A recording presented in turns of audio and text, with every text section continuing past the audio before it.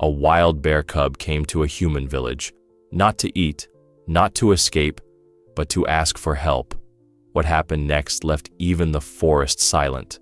When I first saw him at the edge of the village, I caught my breath because I realized he didn't come here by accident. I had woken before dawn, the chill of early morning brushing against my skin as I stepped onto the creaking wooden porch of my little cottage. At 60, retired and alone, my days began with the steady routine of feeding my chickens and tending the small garden I'd planted near the fence. But that morning, something felt different. An electric stillness lingered in the air, and when I glanced past the worn picket fence, I froze. There, barely 10 yards away, stood a cub, a bear cub, dirty and scrawny, its fur matted with mud and tangled grass. My heart hammered so hard I thought it might burst through my chest. He didn't growl or scamper back into the woods. He simply stood, trembling ever so slightly, and watched me. Fear lanced through me. I'd read stories of cubs who'd wander close to humans, lost and desperate, but I never imagined I'd find myself face to face with one. My hands curled into fists on the railing. My mind raced. Should I slam the door and call for help? Should I scare him off? But his eyes, those dark, glassy eyes, held something I couldn't ignore. A plea, not wild hunger or instinctual panic, but a raw, human-like longing. He shifted his weight, each step deliberate and unhurried. My breath caught again. How could a creature so fierce show such vulnerability? I fought the urge to back away, but my legs felt rooted to the spot. His gaze never wavered. Then he sat, right there, on his haunches, paws folded neatly before him. It was as if he understood that, to be heard, he had to wait. He didn't pace. He didn't whimper. He just waited, silent and patient, commanding more attention than any roar ever could. My chest tightened. 1,000 thoughts surged and died in an instant. What if his mother was injured? What if he was starving? What if I moved too suddenly and provoked him? My fingers trembled on the railing. Never had I felt so small, so unprepared. He cocked his head, watching me with those imploring eyes. A single droplet of dawnlight caught in his fur, illuminating the sadness etched across his tiny muzzle. My rational mind clamored, "This is a wild animal. Get back, stay safe." But my heart ached. I whispered a shaky greeting, voice cracking in the quiet morning. "Hey there, little one." My words seemed too soft, too hushed for such an impossible scene. Yet somehow, they reached him. His ears twitched. He blinked as though acknowledging my presence. A thread of connection wove between us, one that felt older than any language, deeper than any fear. Time slowed. The sun crept higher, unveiling more of the world around us, the dew-drenched grass, the silent chicken coop, the empty road that led to the forest. And still he waited.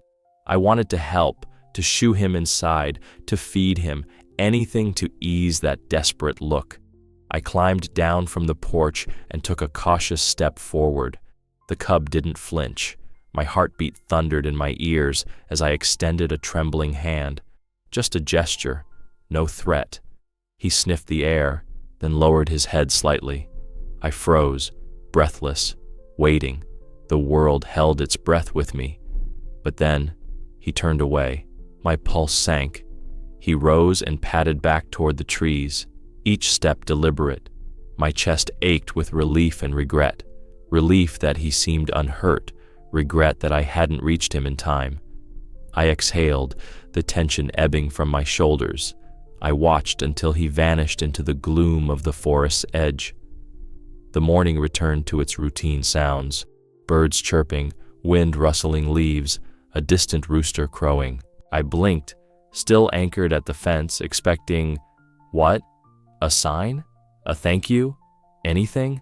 I shook my head, rubbing my fists against my thighs. My heart was still racing. I searched the tree line, half expecting the cub to reappear, to call me back. But there was nothing, only the silent woods and my own thunderous breathing. I clambered back onto the porch and sank into the old rocking chair, legs trembling. The regular rhythm of the chair was grounding, but my mind spun with questions. Why had he come? Why had he trusted me, even for a moment? My chest clenched, the echo of his gaze lingering like an ember. Sunlight filtered around me now, painting the world in gold. The moment slipped into memory, but its weight stayed with me. I rubbed my eyes as if waking from a dream. Could I have imagined it? Could a wild creature really show such consciousness, such need? I reached for my pocket watch, an old heirloom that hadn't ticked in years. I flipped it open, maybe in hope that it would confirm time had moved forward. Instead, it hung on the chain, silent. The world felt suspended. I thought that was it, just a lost cub passing through, a strange encounter at dawn, a brush with nature that would fade like morning mist. I leaned back, pressing my palms to the wood of the rocking chair, trying to steady my racing thoughts, but deep inside, something told me this was only the beginning. I tried everything to scare him off. I waved my arms, shouted words I'd learned in wildlife pamphlets, and even banged a metal bucket against the fence posts. Yet, he didn't flinch. He simply sat there, mud caking his fur, eyes locked onto mine with a calm intensity that made my chest squeeze. I thought that if I could just make enough noise, he'd bolt back into the woods. But he didn't. He didn't even blink. He never touched the bowl of oats I'd scattered near the porch, nor did he paw at the trash I'd piled as bait. There was no growl, no desperate scratching for scraps, just that unwavering gaze. Every time I took a step toward the house for help, he remained still, as if rooted to the spot. My breath hitched, and I realized with a jolt that fear had curled its sharp claws around my throat. Then, unexpectedly, he rose. Slow, deliberate, almost graceful. My heart thundered. Was he going to charge? But instead of bristling his fur or letting out a roar, he walked toward the edge of the clearing, each padded step echoing in the silent dawn. He paused, turned his head, and looked back at me. He looked at me as if I were one of his own, as if he was pleading, "Come with me." I froze, torn between the impulse to retreat and the bubbling curiosity that surged through me. His eyes held no malice, no confusion, only what felt like an earnest beckoning. My mind raced. Why would a wild cub want me to follow? Was it trapped? Was there someone else out there? I took a cautious step forward. He took one step further into the trees. The space between us shrank by inches, yet I felt as though I'd never been further from safety. I wiped my sweaty palms on my jeans, imagining every horror scenario: poisoned trap, wounded mother lying in wait, a clan of bears ready to defend their young. But none of those horrific possibilities played out. Instead, when I hesitated again, he pressed on, head down, ears sliding back in the most human gesture of urging. He was confident, unafraid of me, unafraid of what lay beyond the tree line, and I found myself obeying, drawn by a force I couldn't name. We crossed the old picket fence together, him slipping under the broken boards, me climbing over with a dull creak. Leaves crunched beneath my boots as I followed him down the narrow deer path that wound into the heart of the forest. Birdsong drifted overhead, but it felt distant, as if nature itself had hushed to watch. At first, every snap of a twig made me jump. My senses were on high alert, shapes shifting in the underbrush, shadows that might be predators, the faint scent of pine and damp soil. Yet the cub never glanced back in fear. He moved steadily, pausing now and then to look at me, as if to ask, "Are you still with me?" I nodded, though he couldn't see. My throat was tight, but I managed to whisper, "I'm here." It felt like the most natural thing in the world, even as my rational mind screamed that I was risking everything. The deeper we went, the thicker the trees grew. Sunlight speckled the mossy floor in golden patches, and I realized I'd never noticed how serene this part of the woods could be.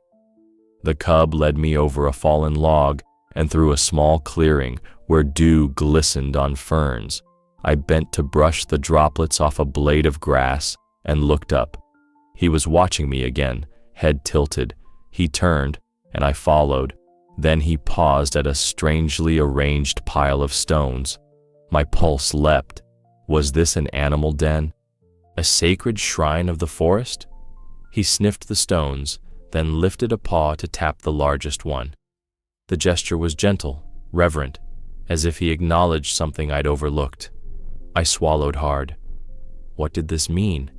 Was he showing me something important? A memory? A warning? My chest tightened with anticipation. I took another step, ready to kneel and listen to whatever message he brought. But then, like a sigh in the wind, he turned once more and padded ahead, leaving me to my questions. I watched his silhouette merge with the greenery, heart thrumming with a mix of awe and unease. I decided he was just a wild creature who'd lost his mother. I swallowed hard and took a step forward, then another, until I found myself fully committed, following that scrawny cub into the heart of the forest. My rational mind screamed at me to turn back, but each time I glanced over my shoulder at the empty clearing, I felt a pang of guilt, as if I'd abandoned someone in dire need. So I pressed on. The moment we passed beneath the arching birches, sound fell away. Birdsong silenced.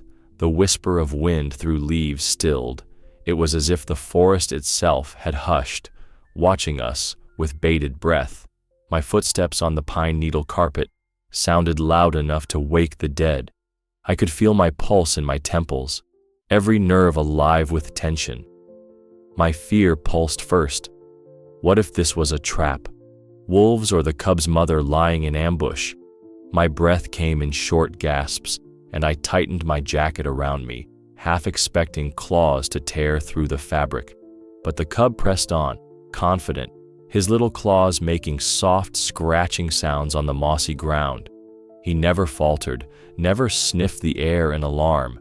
He moved with purpose, as though he knew exactly where he was going. A shiver of awe rippled through me. This tiny creature, barely bigger than a large dog, had a command over this wild place that I could only envy. My eyes followed him as he navigated a tangle of roots without hesitation, slipped under a fallen birch, and bounded over a low-hanging branch. Doubt flickered next. Maybe I was hallucinating? Maybe the cub was leading me to my doom, and I'd be found days later, half-eaten? I stifled the thought and forced my legs to keep moving.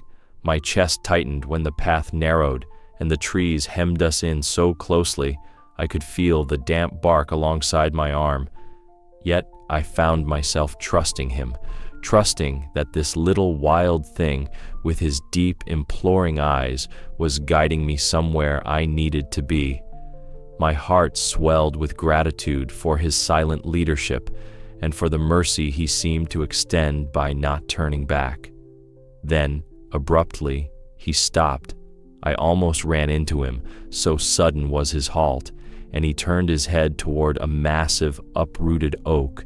Its roots crowned the air like a fan, thick tendrils knotted together and dripping with soil.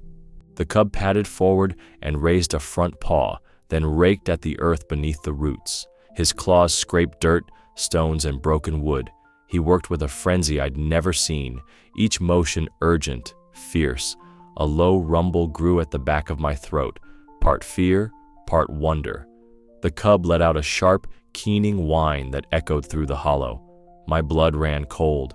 His cry sounded so human, so desperate. It was as if he was summoning something or crying out for what had been stolen from him. My chest constricted. I had to step closer, but my legs trembled. I crouched at the edge of the upturned root ball and peered into the dark cavity beneath. Shadows pooled among the tangled roots, and I strained to see. Was there another cub trapped down there? A hidden den blocked by the giant tree's fall? My breath caught as I imagined the worst. The cub's mother crushed under the weight, her final moments spent guarding her offspring. But then, nothing stirred.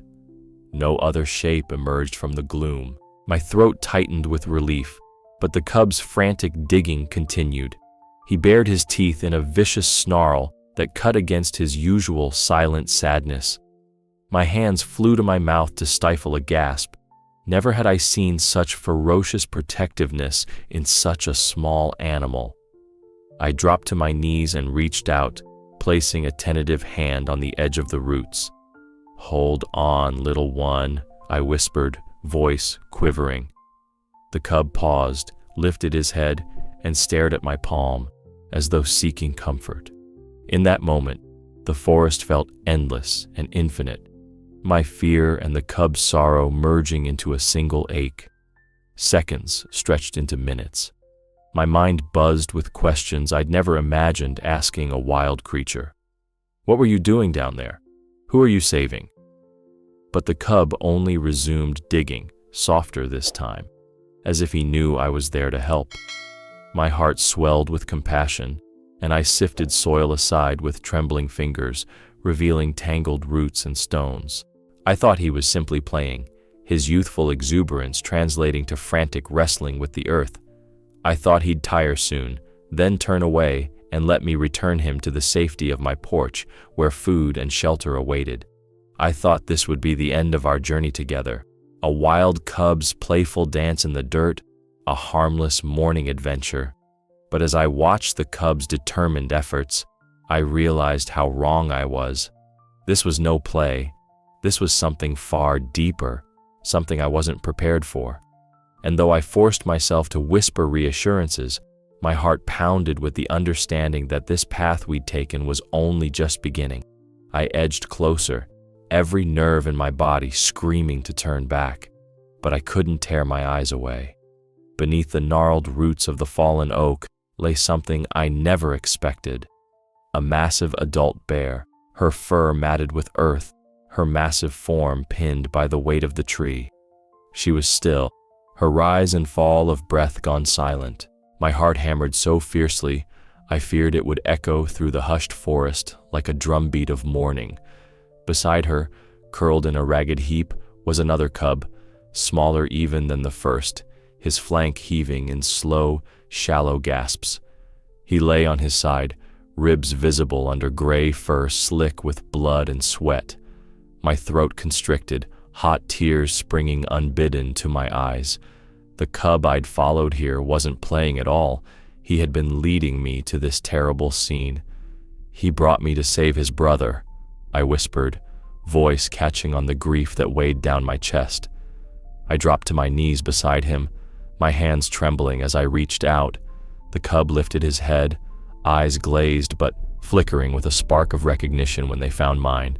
He pushed his nose against my palm, a weak nudge that carried all the urgency of a desperate plea. "Help me." Tears slid down my cheeks as I pressed my fingers against the cub's cheek. My own fear melted into helpless sorrow. I'd never cried for the suffering of a wild animal before, never let grief shatter the barrier between human and beast. But here, in this silent cathedral of broken wood and shattered roots, I could do nothing but weep. I glanced back at the mother, her massive paw protruding from the dirt, her claws dulled by the earth that held her fast. I closed my eyes, inhaled, and forced my thoughts into action. Gently, I cradled the cub in my arms and rose unsteadily to my feet. He was so small, so fragile, I could almost cup him in one hand. I laid him on a patch of moss outside the root ball, where light filtered through the canopy in soft shards. His breathing remained shallow, but the rise and fall of his chest gave me hope. I looked around for anything that might help, branches to lever the roots, rocks to shift the weight, but fear and uncertainty clouded my judgment. The cub whimpered, a thin, broken sound that tore at my soul. He turned his head toward his mother's motionless form, eyes shining with a fierce love that no human could deny. I realized then that he was too weak to guide me further, that my presence here was the only lifeline he had left. He curled into my side, pressing his small body against my leg as if drawing strength from me. My heart clenched with a mix of terror and mercy. I pressed my cheek to his warm, quivering fur. "I've got you," I choked out. "I won't let you be alone." For a moment, silence reigned, broken only by the cub's faint gasps and my ragged sobs. Then a wind stirred, rustling the remaining leaves overhead, and the forest exhaled. It was as if nature itself recognized my vow and held its breath in solemn solidarity. I wiped my eyes with the back of my hand and swallowed past the lump in my throat. The cub needed warmth, nourishment, care. I scanned the forest floor and spotted a fallen birch branch, sturdy and long enough to pry at the earth. Gripping it with both hands, I wedged it under a thick root and heaved. The branch trembled, then gave way, cracking the root free. One by one I shifted roots and stones, each movement sending dust into the air. My arms burned, my back screamed in protest, but I pressed on, fueled by the cub's soft whimpers and the memory of his pleading eyes. Finally, with a final desperate yank, I loosened the heaviest root. It fell away with a thud, leaving a space just wide enough to glimpse the mother bear's wounded form. My throat tightened. I couldn't reach her now. Her injury was too grave, her spirit too broken. But the cub, his chance remained. I scooped him into my jacket, cradling him as if he were my own child. He nestled into my chest, warily and gratefully, resting his head on my collarbone. I took a trembling step backward, then another, until I reached the forest's edge. The cub's body was shockingly light, skeletal, but his heartbeat fluttered against my chest, a fragile affirmation of life. I broke into a run, guided by instinct and the cub's faint warmth against me. Once clear of the fallen tree, I slowed, lowered myself to the ground, and laid him gently on a bed of ferns. His breath was more labored now, but it was there. I patted his side, offering the softest comfort I could muster. "Hang on," I whispered. "I'll get help." I promised. Tears blurred my vision as I tore through the undergrowth, racing back to the safety of the village and the faint hope that medicine and human kindness could tip the scales in this small creature's favor. Yet even as adrenaline carried me forward, a piece of my heart stayed behind, with two bears caught in the ruins of a fallen oak, one gone forever, the other clinging to the slimmest thread of hope. I thought rescuing this cub would be the end of my journey, a simple act of compassion. I thought this was the moment our story would close. But as the forest swallowed my hurried steps, I felt the weight of what had just begun, and I knew nothing would ever be the same. I carried him through the dim light of late afternoon, cradled against my chest like a trembling child. His breathing was ragged, each breath a struggle. I felt every labored inhale as if it were my own. By the time I reached the rickety barn at the edge of my property, dusk had settled in, and the world felt small and quiet. I laid a thick blanket on the straw-covered floor and gently eased the cub down. He trembled, but when I brushed his fur with a gentle hand, he pressed closer, seeking warmth. I fetched a shallow metal dish of warm milk, but he didn't reach for it.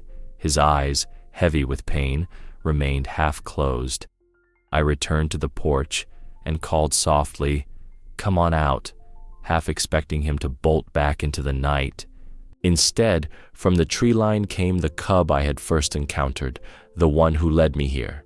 He padded forward, ears alert but calm, and when he reached the barn's doorway, he paused.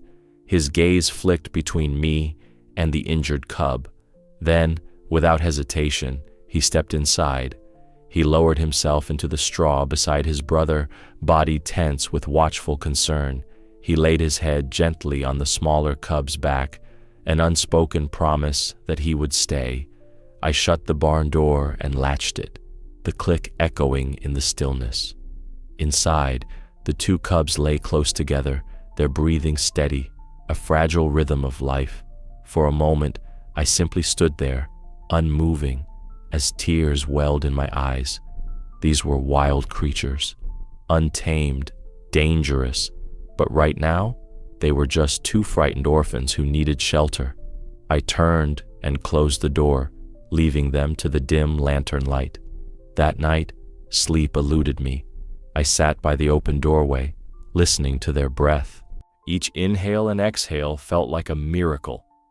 Outside, the wind whispered through the pines, but inside the barn, there was only the soft rustle of straw and the even breathing of brothers clinging to life. I thought about how fragile everything was. A fallen tree had torn their world apart. A human had saved them from its wreckage. I felt the weight of that responsibility in every thump of my heart. When the first light of dawn filtered through the cracks in the barn walls, I crept inside, expecting the cub who guided me to slip away as soon as he saw the open door. I had planned to carry the injured cub to the wildlife rescue, his only hope for proper care, and then send the older one back to the forest. But the moment our eyes met, he shifted his massive paws and rose to his feet. He padded to the open door and looked out, as if weighing his options. Then he turned back to me, sat on his haunches, and tilted his head. His eyes were clear. He chose to stay. My chest tightened. He wasn't here for the food I'd left in a tin bowl out on the porch. He wasn't here for easy shelter. He stayed for his brother, and, somehow, for me. A warm swell of emotion rose in my throat. He stayed not for the milk, not for the safety, I whispered, voice hushed with wonder. He stayed for his brother, for memory, for me? He gave a quiet sigh and settled back onto the straw, brushing his brother's ear with a gentle nudge. It was gratitude wrapped in fur, a gesture so tender it brought tears to my eyes. I knelt beside them and placed a hand on the older cub's broad shoulder. His coarse fur scratched my palm, but it felt like the softest blessing. I thought again of that first morning, how he'd sat at the fence under that impossible dawn, as if seeking me out. And now here he was, refusing to leave, determined to guard his family and protect our strange bond. I believed, in that moment, that this reprieve would be temporary. Soon, I'd drive to the rescue center with the injured cub, hand him over to veterinarians, and set the older one free to return to his true home. I pictured him slipping once more into the shadows between the trees, his duty done. But as I watched them huddle together, I realized how wrong I was. This wasn't a fleeting gesture. This was a choice, a wild force of nature, making a human decision to stand by me as I'd stood by them. My hand tightened on his shoulder, and I leaned closer, inhaling the faint, sweet scent of forest pine clinging to his fur. "You're welcome here," I murmured, my voice thick with emotion. "Both of you." He closed his eyes, accepting my words with a slow, trusting nod. The injured cub stirred and nuzzled his brother's side. In that shared warmth, fear and uncertainty melted away. I stepped back into the faint light of dawn, heart pounding with the enormity of what lay ahead. I had thought I'd offered them a moment's shelter, but they had offered me something greater, a glimpse of loyalty and love that transcended species, a reminder that kinship can be found in the most unexpected places. I left them there, brothers bound by survival and gratitude, and walked back to my cottage. My mind raced with plans, vet visits, permits, long-term care, but my spirit remained anchored to the barn. Things would never be simple again, and I, for one, would never be the same. A few mornings later, when the mist still clung to the pines and I was helping the cub brother to his feet, I sensed that familiar tug, a silent beckoning I could no longer ignore. He paused at the barn door, turned his head, and looked at me with those knowing eyes. Then he slipped away, disappearing into the forest as if to say, "Come with me again." My pulse raced. I gathered my jacket and followed without hesitation, heart thundering between fear and awe.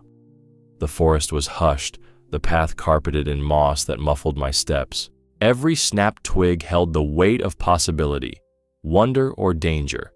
Yet the cub moved confidently, confident that I would follow. We rounded a bend in the trail and entered a small clearing. Sunlight pierced the branches, spotlighting something at the far edge. There, lying among ferns and fallen leaves, was a she-bear.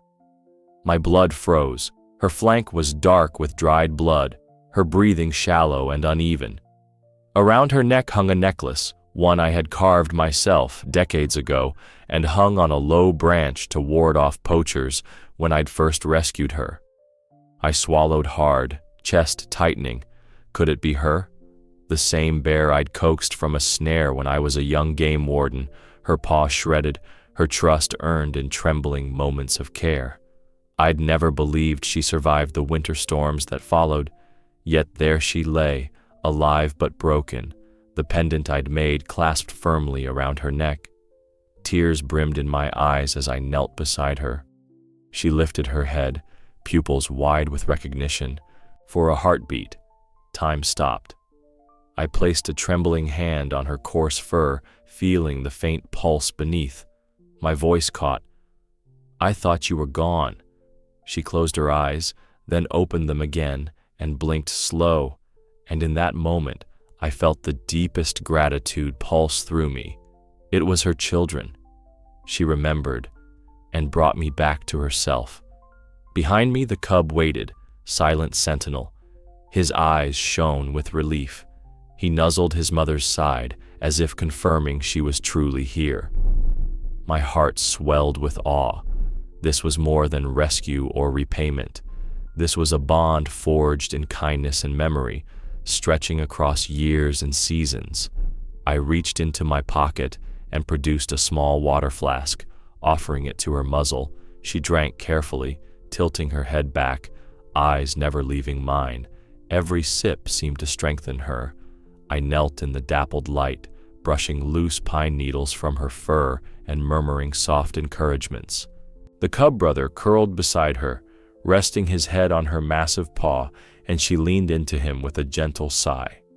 For a moment, I allowed myself to believe the worst was over.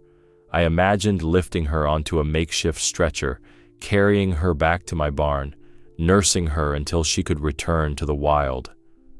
I pictured the three of them wandering free, mother and two cubs, a reunited family in the vast forest. But then she lifted her head and let out a low, rumbling growl that vibrated through my bones. It wasn't a warning or a threat. It was a declaration. This was where she belonged now. I realized she didn't need my help to leave the forest. She needed me to witness this moment, to acknowledge the depth of her gratitude. She had survived on her own strength, returned by her own will. My throat clenched with emotion.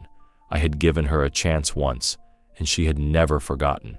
Now her gesture repaid me in kind, bringing me to this clearing, to the living proof that the smallest act of mercy can echo through a lifetime. I rose slowly, brushing tears from my cheeks. The she-bear shifted, pushing herself upright on bleeding paw. The cub stood beside her, forming a trembling triangle of reunion and resilience. The mother dipped her head in a solemn bow, as if offering her thanks in the only way she could. I stepped back, voice thick with wonder. "Go home," I whispered. "Find yourselves out there." She sniffed the air, turned, and led her cubs deeper into the forest, disappearing among the birches as silently as she had appeared. I remained in the clearing long after they were gone, heart pounding with reverence. The necklace lay in the grass where I had unhooked it, glinting like a promise. I picked it up, fingers trembling. I didn't know nature could remember like this. I slipped the pendant onto a nearby branch, where the morning light caught its silver in a single beam. Then I turned and walked back along the mossy path, each step echoing with the memory of what I'd seen and what I would never forget. I followed the two cubs as they padded silently into the shadowed forest, the morning sun filtering through the canopy in golden beams. The older brother moved with confident strides, glancing back once to make sure I was still there. The younger, though frail, kept pace, each breath steadier than before, each step surer. My chest tightened with relief and awe. They were both strong enough now to face the wild on their own. I watched them slip between the trunks of ancient pines, their little bodies illuminated in patches of light and shadow. The forest seemed to exhale around us, as though honoring this moment of reunion and release. My heart swelled, certain that this was the end of my part in their story, that they would vanish into the green world forever, free and whole. I thought it was their final farewell, but then the older cub halted. The smaller one twitched beside him, as if waiting for guidance. The first cub turned slowly, eyes locking onto mine with an intensity that made my breath catch. He rose onto his hind legs, towering, awkward, yet full of dignity, and planted a heavy paw against my chest. The press of his clawed foot was gentle, deliberate. A silent message burned into my skin. He wasn't protecting territory or marking me as prey. He was saying thank you. In that instant, the weight of everything crashed over me. Dawn's hush, the fallen oak, the grief and the rescue, the nights spent listening to raspy breaths in my barn. And here, in this gesture of gratitude from a wild creature, I felt a swell of emotion so fierce it brought tears to my eyes. He showed me something that changed my entire life. If your heart is racing right now, you understand. Subscribe to the channel. Here we tell the truth about nature's mysteries. The cub held his paw for a heartbeat longer, as if imprinting that moment on my soul, then gently hopped down. He nudged his brother, turned as one, and padded away into the silent woods. Their silhouettes dissolved among the trees, leaving me standing alone, hand pressed to the spot where his paw had rested. I remained still, the forest's quiet wrapping around me as though sharing its secret. My chest heaved with the echo of his gift, and I realized I would carry that moment forever, proof that gratitude knows no language, no boundaries. When I finally walked back towards the village, the world felt both larger and more intimate than ever before. I knew I'd never look at the forest, or at any wild creature, the same way again. When I returned to the clearing where the fallen oak had claimed her life, the forest was silent in a way that felt sacred. Shafts of sunlight pierced the canopy, spotlighting a single silver glint high in the branches. There it hung, my old pendant, the one I'd carved and placed years ago to protect her from poachers. Against all reason, nature had returned it to me. My fingers tingled as I reached up, plucking the necklace from its perch. The cool metal felt impossibly weighty in my palm, a tangible proof of everything I'd witnessed. I stood there, breath caught in my throat, as memories flooded back. The image of the she-bear's trusting eyes when I first freed her paw from that cruel snare, the cub's trembling reunion, and the elder brother's gentle paw pressed to my chest in silent gratitude. I closed my eyes and heard, as clearly as if she spoke them in that very moment, the words I'd whispered long ago. If you understand, come back someday. I'd thought them a forlorn hope murmured to the woods, yet here was the answer, glinting among the leaves. A rush of disbelief surged through me. Wild creatures, untamed by nature's fiercest laws, remembered kindness. They felt love. They repaid compassion with gestures that transcended instinct. My rational mind balked. This defied everything I'd been taught. But my heart pounded with the undeniable truth of what I held. I knelt on the mossy ground, brushing loose pine needles aside, as if unveiling a hidden altar. Around me, the scent of earth and sap seemed richer, deeper, like the forest itself exhaling in wonder. The pendant's chain swung lightly in the breeze, casting dancing reflections on the fern-fringed earth. Each sparkle felt like a message. You are not alone. You were heard. Tears blurred my vision. I remembered how I'd scooped the injured cub into my arms, how his tiny lungs had fluttered against my chest as if begging for life. I remembered that first cub's unwavering gaze at my fence at dawn, compelling me to follow. And now I understood the full circle. The mother had returned the gift I gave her, trusting me again after all these years. My breath caught as I pictured her massive form stepping through the trees, the cubs trailing at her side, every muscle rippling with renewed strength. She had faced trials and returned not for refuge or food, but to honor the bond we formed. In that moment, the forest became a living testament to reciprocity, every leaf, every bird call a witness. I rose slowly, clasping the pendant to my chest. My knees felt weak, as though the forest's gravity held me in place. The world beyond seemed distant, a village I barely recognized. Here, among these towering pines, I discovered a truth more profound than any human promise, that kindness can echo across lifetimes, that gratitude needs no words. If someone had told me this story, I would never have believed it. I would have smiled politely, chalked it up to fancy, but I saw it with my own eyes. I felt it in my bones, and with each sunrise since, I wake to the thought that nature is wiser than we think, and kinder. I pocketed the pendant and turned toward the path leading home, every step light with wonder. The forest's hush followed me, an invisible blessing. Birds began to sing again, and the world reawoke around me. Yet I walked on, carrying the quiet miracle in my heart. If your heart is now full of awe, write, nature is wiser than us.